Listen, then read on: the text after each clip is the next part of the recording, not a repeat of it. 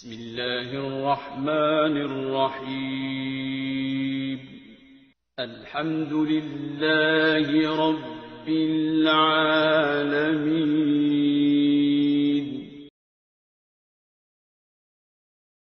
بسم الله الرحمن الرحيم رب اشرح لي صدري ويسر لي أمري واحلل عقدة من لساني يفقه قولي.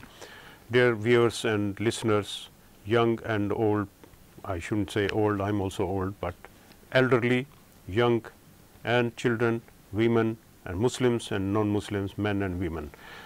We are trying to understand Qur'an for our daily life, what is relevant to us. And Allah subhanahu wa ta'ala has mentioned the dua which I have recited in the Qur'an. And that's Musa alayhi salam's dua. The dua, the prayer of Moses, he had some problem with his tongue and he could not speak fluently, and he prayed to Allah, then Allah opened the knot of his tongue and opened his heart. So this is what the dua we recite. So we have a special affinity with Moses, Musa alayhi salam. Qur'an mentions so much about Musa alayhi salam. He is the most mentioned prophet in the Qur'an. And those people who followed Musa alayhi salam, truly they were Muslims of that time, and they were disobedient people who are like Muslims of this time who are disobedient. They were obedient and disobedient. So this is all a lesson for us Muslims to follow and the world to learn from Moses and from Jesus and from Muhammad sallallahu alaihi wasallam and other prophets as well. So we have gone through ayats 86, 87 of Surah Al-Baqarah. Ayat 87 of Surah Al-Baqarah I recited previously, and the meaning I mentioned, but I'll just revise and we'll try to go as quick as possible. وَلَقَدْ آتَيْنَا مُوسَى الْكِتَابَ وَقَفَّيْنَا مِنْ بَعْدِهِ بِالرُّسُلِ وآتينا عيسى ابن مريم البينات وأيدناه بروح القدس أفكلما جاءكم رسول بما لا تهوى أنفسكم استكبرتم ففريقا كذبتم وفريقا تقتلون. And indeed Allah says, we gave Musa alayhi salam the book Torah and followed him with a succession of messengers. So many messengers came after him, and we gave Jesus. So Jesus is the last messenger in the children of Israel, so Allah has mentioned him specially, although in between Moses and Jesus there were many prophets like Dawood alayhi salam, Sulaiman, David, Solomon, Zachariah, Yahya and many others. And here Allah subhanahu wa ta'ala is mentioning, we gave Jesus the son of Mary clear signs and supported him with Ruh al-Qudus. We mentioned about this previously as well. The Ruh al-Qudus, or the Holy Spirit, is Jibreel, the angel Jibreel, who is not God, who is not part of God, he is not person of God, he is a creation of Allah, and he is the one who revealed books to the prophets. Is it that whenever there came to you a messenger with what you yourself desired not, then you grew arrogant? So some you disbelieve and some you killed. So this is the problem with humanity. If they don't like something which Allah wants them to do, then they discard it. And this is what happened, that the people in the past, the Muslim in the past have ignored those things which were not to their liking. And the same, this is mentioned in that context, that when the Prophet would come and he would tell you something which you wouldn't like, then you would disobey him or disbelieve him. And this is what has happened, and some of the prophets were killed. There is a proof of that even within the literature of the Jewish people, that some prophets were killed, and eventually they tried to kill Isa alayhi salatu wasalam, Jesus, but Allah lifted him alive. There's another full subject of how they planned to kill Isa alayhi salam. They wanted to crucify him, but Allah raised him up alive, and he is with Allah and in the skies, and he'll come down. So he did not die his natural Islam death of this life, and now he will come to complete his life, and then he will die. When he comes back again, he will die. But he is not God, and he is one of the prophets of Allah, but the last prophet in the children of Israel. And then after him came the very last prophet, Muhammad sallallahu alaihi wasallam, and Allah is mentioning in that context that these people, the people who claim to follow Moses and call themselves Jewish people, or following the Judaism, which again Judaism is not a religion. There is a religion of the Jews, but they have formed a religion in that name, and they say our hearts are wrapped. That is, they are fulfilled.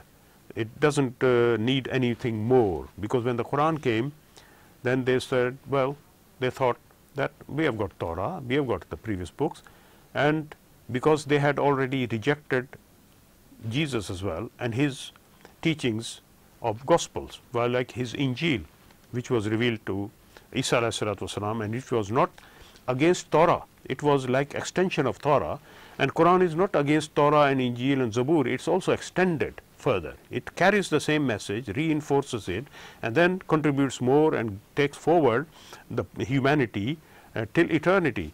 And people in the past, what they have done is they have thought, well, this is enough, this is it. Now Moses came, we believe in him, and that's enough. And nowhere Moses said that don't believe anyone after me, or don't accept any book after my book which has been given to me, but rather he foretold about a coming of a messenger, which there are enough reference in the Bible, Deuteronomy chapter 18, that is, and verse 18 as well. There are many other references to the Holy Prophet Muhammad sallallahu alaihi wasallam's coming. So there's nothing to say that Moses is the last prophet, or don't believe anyone after him. But still people thought, we are satisfied, we are fulfilled, our hearts are wrapped, they are covered, and we do not hear or understand anything apart from that. Allah says, no, Allah has cursed them for their disbelief. So little is that which they believe. وَقَالُوا قُلُوبُنَا غُلْفٌ بَلْ لَعَنَهُمُ اللَّهُ بِكُفْرِهِمْ فَقَلِيلًا مَا يُؤْمِنُونَ. They say that our hearts are covered or fulfilled or wrapped with all the treasures, but indeed the fact is that Allah has removed them away from his mercy. So the thing is, la'nat is a word which means curse, and curse means to remove from the mercy of Allah, to banish them from the mercy of Allah. So Allah says the in reality is that because of their arrogance and their disbelief, Allah has removed them from his mercy. Then Allah says in ayat 89, وَلَمَّا جَاءَهُمْ كِتَابٌ مِّنْ عِنْدِ اللَّهِ مُصَدِّقٌ لِمَا مَعَهُمْ وَكَانُوا مِنْ قَبْلُ يَسْتَفْتِحُونَ عَلَى الَّذِينَ كَفَرُوا فَلَمَّا جَاءَهُمْ مَا عَرَفُوا كَفَرُوا بِهِ فَلَعْنَةُ اللَّهِ عَلَى الْكَافِرِينَ. So the word la'nat is mentioned again. Why? Because when there came to them, the people of Israelites, or the Jewish people, or the people who followed Moses, in the name of Moses they formed a religion, this. And when a book has come to them, previously Injil came to them, now Qur'an. When there came to them a book from Allah confirming what is with them, that is the Torah and the Injil. So the thing is that Qur'an confirms first of all the previous books. If you don't believe in Torah, Zabur, which was given to Dawud alayhi salam, and Injil, which was given to Isa alayhi salam, you are not a Muslim. That's full stop. You have to believe in the previous books, and you have to believe in the Qur'an.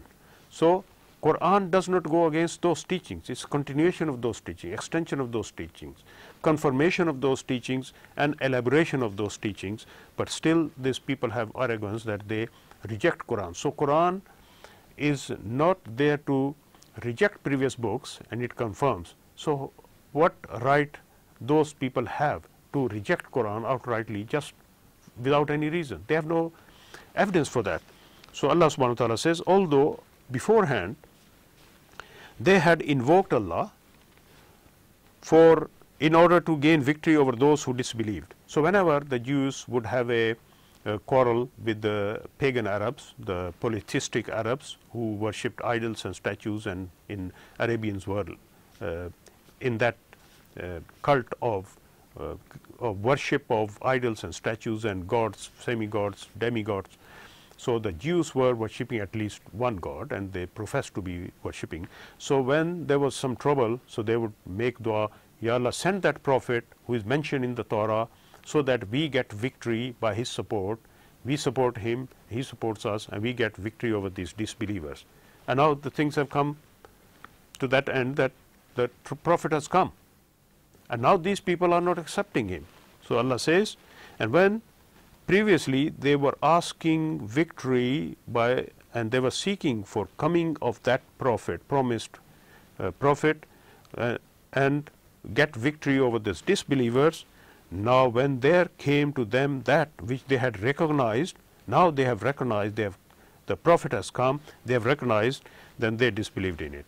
So let the curse of Allah be on the disbelievers. So as I have mentioned earlier as well, that one of the scholars of Jews, Abdullah bin Salam, when he saw the Holy Prophet first time in Medina, he looked at him and he said, this Prophet Muhammad Sallallahu Alaihi Wasallam cannot be a liar. This is not the face of a liar. So he must be a true prophet. And there were many other scholars as well who were confirmed and became Jews, Muslims from Jews. There was a person, Ka'b, from the Jewish people. He was a great scholar. Now he was in search of fulfilling all the prophecies which are in the previous books in Torah and about the Holy Prophet Sallallahu Alaihi Wasallam, coming of that last prophet. Now he was not fully satisfied. He was looking, but he was not against Muslims. So he was always living with the Muslims. All the Muslims had a time when the Jews revolted and they broke their treaties with the Holy Prophet Sallallahu Alaihi Wasallam. Although the Holy Prophet made the first pact in Medina, he made with the Jews, and he made alliance with the Jews. But then when the Bani Qurayza, Bani Qaynaqa and Banu Nadir, they broke their covenant, that Misaq, and they revolted and they supported the enemies, Meccan enemies against the Muslims. In that case, then there was a war between Muslims and Jews, but not as Muslims and Jews, but because of breakers of covenant. Still, Ka'b al-Ahbar was with the Holy Prophet, was staying with the companions of the Holy Prophet Sallallahu Alaihi Wasallam, and was not, because he was not at war, he did not side the warring factions, he was there. So non-combatant Jews have lived with the Muslims all the time, from even the Holy Prophet's time. And he lived with the Muslims in Sayyidina Abu Bakr's time, after the Holy Prophet. Then he lived even in Sayyidina Umar's time. And he, Ka'b Ahbar, was the one. Habr is actually the word for scholar in Arabic, for the Hebrew scholar, Habr. That a person who is a scholar of Hebrew language and Torah and all the scripture of Moses and the Jewish and Hebrew people. Again, Hebrew is a very deep word which actually has come from Eber. One of the ancestors of Ibrahim alayhi salam was Eber. That's one root of that word Hebrew. Another is that because Ibrahim alayhi salam, he was born in Iraq and he crossed the river and went to Palestine, so he did the Eber. He did cross the river, and the person who crosses the river is called Eber. So in that way, he was also called Eber. So Ibrahim alayhi salam is called Heber or Hebrew, but he was neither Jew nor Christian, because there was no Judaism, no Christianity. There was only Islam, submission to Allah, the religion of peace, which was continuing down from Adam alayhi salam, from Noah alayhi salam, down to Ibrahim alayhi salam, and he passed it on, the same religion, to his generations. His son Ismail and Ishaq and his grandson Isaac was the prophet of Islam, and Isaac's son Jacob. Israel was also the prophet of Islam, and Israel's Jacob's son Yusuf was also prophet of Islam, and Yusuf's descendants Musa alayhi salam, Harun his brother, they were all Muslims. So prophets of Muslims, but the tribes and the races and the people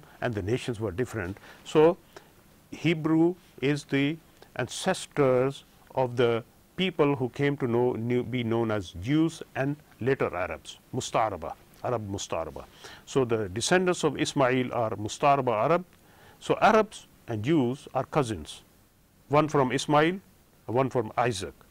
So they have no reason to fight, basically. They should live in peace with each other and don't grab each other's land.